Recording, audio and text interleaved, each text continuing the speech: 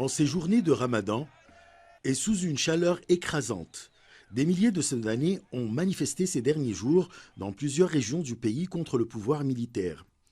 À Khartoum, des défilés ont été accueillis par des salves de grenades lacrymogènes tirées par les forces de sécurité.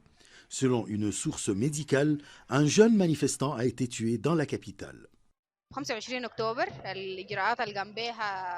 Les mesures prises par le général Al-Burhan le 25 octobre dernier étaient contre la volonté du peuple. Il était censé ne pas remettre le pouvoir à un gouvernement civil, car la transition du sultan a été divisée en deux périodes, une période pendant laquelle l'armée règne et une période pendant laquelle les civils devaient gouverner, mais les militaires n'ont pas remis le pouvoir aux civils et c'était contre le désir de la rue soudanaise.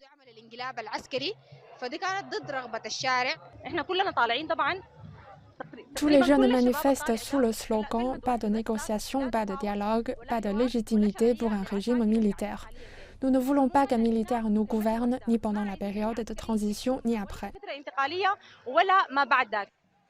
Les protestataires dénoncent la situation économique grave du pays, avec une livre soudanaise en chute libre et une inflation à plus de 250%. Ils réclament donc le retour du régime civil. La plupart des gens sont sortis dans les manifestations pour exiger la pleine civilité de l'État, pour définir le rôle des militaires qui est de protéger l'État et pour réclamer la restructuration des forces armées. Nos demandes sont simples, il s'agit de la liberté et de la démocratie.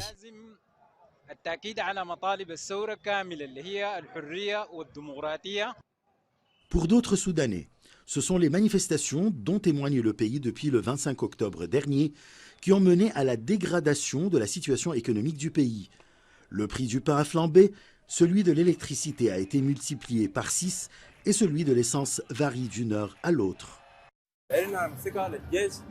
Ce sont les forces armées qui sont capables de réaliser la sécurité du pays, puis de former un gouvernement élu avec la présence d'un parti au pouvoir. Les manifestations ont conduit le pays à tomber dans les abysses. Il n'y a pas de stabilité, il n'y a pas de sécurité, il n'y a pas d'électricité. Tout le pays est en crise. Le sucre, dont le prix était de 20 livres, son prix a beaucoup augmenté. Les manifestants veulent-ils que son prix atteigne 1000 livres ? Alors qu'au Soudan, les conditions de vie se sont rapidement détériorées à cause de l'instabilité politique qui a mis en chute libre une économie déjà fragile, le conflit russo-ukrainien et les dévaluations monétaires ont aggravé ces difficultés économiques.